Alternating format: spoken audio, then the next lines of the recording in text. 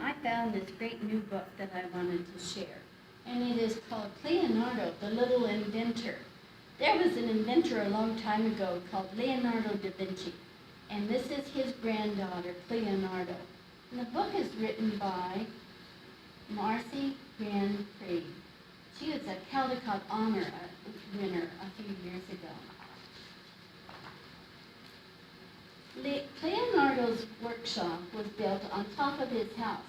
Gianardo's house was built on top of his house, which was built on top of a hill at the foot of the mountains. Like his parents and grandparents and great-greats before him, Gianardo was an inventor. He hammered and welded metals of all kinds to build his big inventions for the little town where he lived with his father, Leonardo, and his daughter, Leonardo Wren. Leonardo Wren wanted to be an inventor too, and she had great ideas. How about some sticky bug vine, Dad? She suggested one day, holding out a perfect specimen for him. Oh, I don't think so, little bird, he chuckled, tightening the bolt. The town's annual Grand Festival of Inventions was coming up, and Cleo Wren was determined to help her father with his project. This is perfect, she said. That's a little bit slimy, little bird, he replied. Cleo Wren came back a few minutes later. How about this? She shouted. How about passing me a wrench, her father said with a small smile. Now step out of the way. I don't want you to get hurt. So Cleo Wren decided to make something of her own for the festival. The forest was full of treasures from golden blue bamboo and tacky termite twine to poofy cloud feathers and glitter-winged butterflies.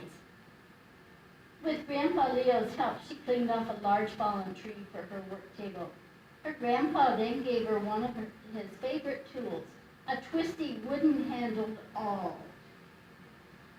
Finally, Cleo Wren held a wondrous creation in her hands, a tiny whirligig.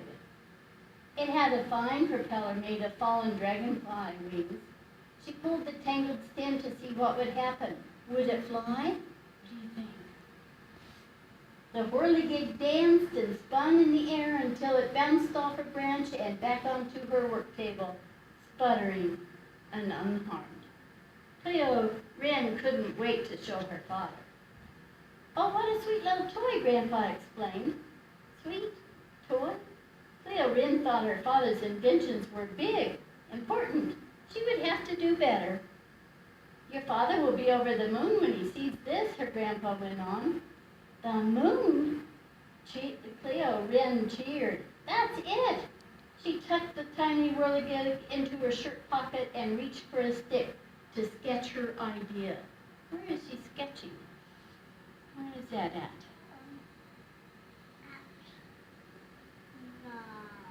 Is it inside or outside? Outside in the dirt, that's right, in the forest. Back home, Gianardo sat at his work table, missing his sweet daughter by his side. Without his little bird, the festival didn't seem very important. Suddenly he jumped up. That's it, a bird, a flying mechanical bird. My little Wren will love it as much as the judges, and then she'll come back to my workshop. For 3 days and nights, daughter and father worked on this soon-to-be prize-winning invention. She twisted, twirled, perched, and puffed. He hammered, honed, wired, and welded. Finally, the day of the contest arrived, and Gianardo stood back admiring his invention. Ah, delicate and strong, just like my Leonardo Wren, he said proudly. He packed the mechanical bird up carefully, and then with a joyful shout, I'm off! Headed to the town square. Ah, yes, big and perfect, just like one of Dad's inventions, Cleo Wren whispered. Grandpa helped her wrap the large fluttering moon in a tablecloth. That's a lot to carry all the way to town, little one. Perhaps you should take my fishing boat, Leonardo offered. Then, with her covered creation tied in securely, Cleo Wren paddled toward town. What's happening to it? Sort of like it's flying? Yeah. Cleo Wren was amazed by all that she saw at the town square. Inventions of every kind, on wheels, in cages, brightly painted and elegantly gilded. Her stomach fluttered. Would her moon even float? Was it good enough? Important enough? Big enough? After a moment, the mayor began to call out names. First contestant, he bellowed, Gianardo! Gianardo stepped forward and lifted his mechanical bird high into the air, then gave it 3 good cranks. Fly, bird, fly, he cried. The bird swooped and circled over the square with great precision. Cleo Wren beamed. There on the belly of the bird were golden letters spelling out her name. But suddenly, a gust of wind caught one wing and sent the metal bird wobbling off course. It began to swerve and spin out of control and seemed to be heading straight for the mayor himself. No, bird, fly, fly, called Gianardo. Everyone seemed frozen in fear. Everyone but Cleo Wren. Instinctively, she unleashed her invention out into the cool mountain breezes. If only she could get it between the bird and the mayor. The moon floated upward, slowly but steadily. Finally, it blocked the bird on its first wobbly flight toward the mayor. But Cleo Wren's moon wasn't meant for zipping and zooming.